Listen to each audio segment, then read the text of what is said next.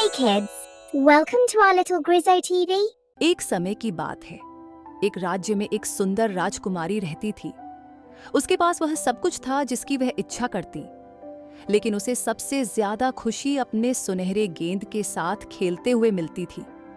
हर दिन वह उस गेंद को हवा में उछालती और पकड़ती, हंसती खिलखिलाती रहती। एक दिन जब वह महल के बगीचे के पास के तालाब के किनारे खेल रही थी, उसने गेंद को थोड़ा ज्यादा जोर से उछाल दिया। गेंद उसके हाथ से फिसलकर उछली और सीधा तालाब में जा गिरी। राजकुमारी ने देखा कि उसकी प्यारी गेंद पानी में डूब गई। वह तालाब के किनारे बैठकर रोने लगी।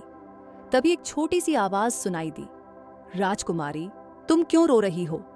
राजकुमारी ने चौंक कर देखा कि एक छोटा हरा मेंढक कमल के पत्ते पर बैठा था। वह यह देखकर हैरान थी कि मेंढक बात कर सकता है। उसने कहा, मेरी सुनहरी गेंद तालाब में गिर गई है। ये मेरा सबसे पसंदीदा खिलौना है। मेंढक ने कुछ सोचा और कहा, मैं तुम्हारी गेंद वापस ला सकता हूँ, लेकिन तुमसे एक वादा चाहिए। तुम मेरी दोस्त बनोगी और मुझे महल में अपने साथ रहने दोगी। राजकुमारी ने बिना सोचे समझे वादा कर दिया। उसने कहा, हाँ, मैं वादा करती हूँ, बस मेरी गेंद वापस ला दो। मेंढक ने छलांग लगाई और तालाब के पानी में कूद गया। कुछ ही पल में वह अपने मुंह में सुनहरी गेंद लेकर लौट आया। राजकुमारी बहुत खुश हुई। उसने गेंद ली और मेंढक को धन्यवाद कहा, लेकिन जैसे ही उसे अपनी गेंद वापस मिली, उसने अपना वादा भूलकर महल की ओर दौड़ लगा दी। बेचारा मेंढक वहीं रह गया। उसी शाम जब राजकुमारी अपने परिवार के साथ भोजन कर रही थी, महल के दरवाजे पर दस्तक हुई। जब राजकुमारी ने दरवाजा खोला तो वहीं छोटा मेंढक खड़ा था। राजकुमारी को अपने वादे की याद आई और वह थोड़ा शर्मिंदा हो गई। मेंढक ने कहा, प्रिय राजकुमारी, मैं तुम्हारा दोस्त बनने आया हूँ, जैसा कि तुमने वादा किया था। राजा जो पास ही बैठे थे, उन्होंने राजकुमारी की झिझक देखी और पूछा, मामला क्या है? राजकुमारी ने पूरी कहानी सुनाई। राजा ने समझदारी से कहा, वादे का पालन करना जरूरी है मेरी बच्ची, तुम्हें अपना वादा निभाना होगा। राजकुमारी ने मजबूरी में मेंढक को अंदर आने दिया और उसके लिए एक छोटी सी थाली लगाई।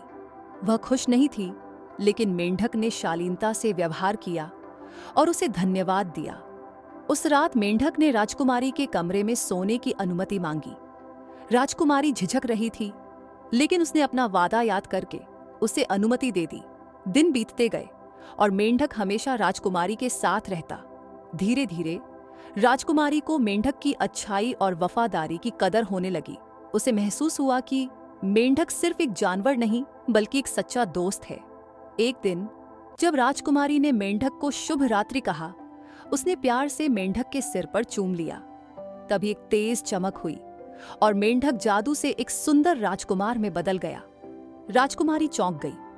राजकुमार ने बताया, मुझे एक दुष्ट जादूगरनी ने श्राप दिया था, जिससे मैं मेंढक बन गया।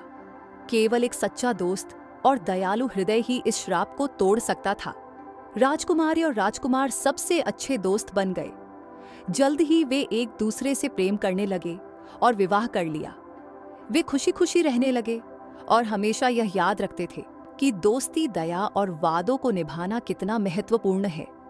इस कहानी से हमें ये शिक्षा मिलती है कि कभी किसी को उसके बाहरी रूप से मत आंकें। इस कहानी का महत्वपूर्ण संदेश यह है कि सभी के साथ समान व्यवहार करना चाहिए। मेंढक राजकुमारी की कहानी हमें ये सिखाती है कि हर किसी को प्रेम और आदर से देखना चाहिए, चाहे उनका रूप कैसा भी हो। बाहरी रूप भ्रामक हो सकते हैं और सच्चाई देखने के लिए दिल से देखना जरूरी है।